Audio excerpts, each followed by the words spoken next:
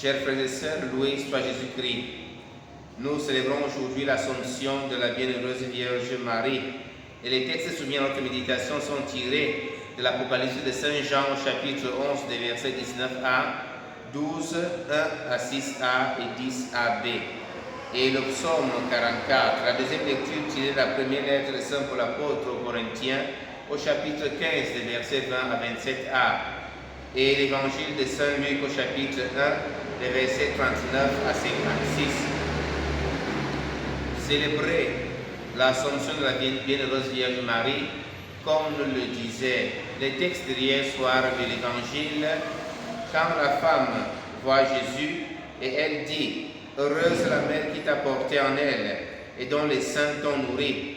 Alors Jésus répliqua « Heureux plutôt ceux qui écoutent la parole de Dieu et qui la gardent ».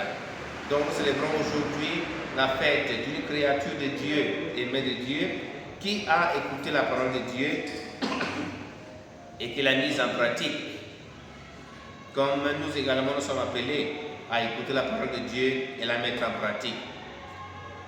Célébrer l'Assomption de la Bienheureuse Vierge Marie, c'est également reconnaître ou alors célébrer la victoire de la lumière sur les ténèbres.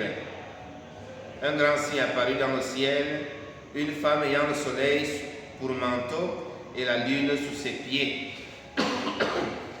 Excusez un peu. Et sur sa tête, une couronne de 12 étoiles. C'est la lumière qui apparaît dans le ciel. C'est le Seigneur qui manifeste sa bonté en ses créatures. Donc, nous sommes également appelés, fêtant l'Assomption, à devenir nous également lumière. Une lumière qui combat les ténèbres, une lumière qui vainc les ténèbres. Fêter la solennité de l'Assomption, c'est également la victoire du bien sur le mal. On fête la victoire du bien sur le mal. On fête la victoire de la résurrection sur la mort. On fête la victoire du bien sur le péché. Sur le péché. C'est une invitation pour chacun de nous de prendre ces attitudes de la Vierge Marie, écouter la parole de Dieu, la mettre en pratique, devenir lumière pour combattre les ténèbres et, avec l'aide de Dieu, combattre également le grand dragon.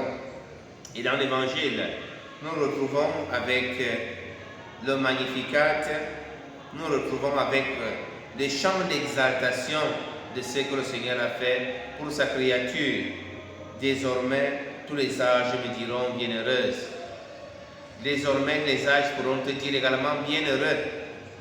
Il suffit que tu écoutes la parole de Dieu et que tu la mettes en pratique. Il suffit que tu te reconnaisses fils ou fille de Dieu et le Seigneur accomplira les mêmes merveilles dans ta vie.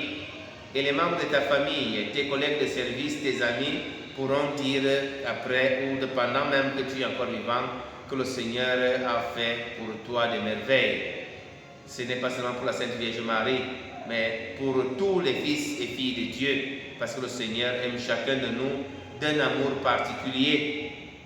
Et il veut que tous nous puissions partager l'éternité avec lui. Prions donc pour toutes les confréries mariales. Prions pour toutes les paroisses qui ont pour sainte patronne la Bienheureuse Vierge Marie. Prions pour tous les chrétiens qui fréquentent les différents sanctuaires dans le monde entier et que le Seigneur, par l'intercession de la Bienheureuse Vierge Marie, nous accorde d'abondantes grâces. Loué soit Jésus-Christ.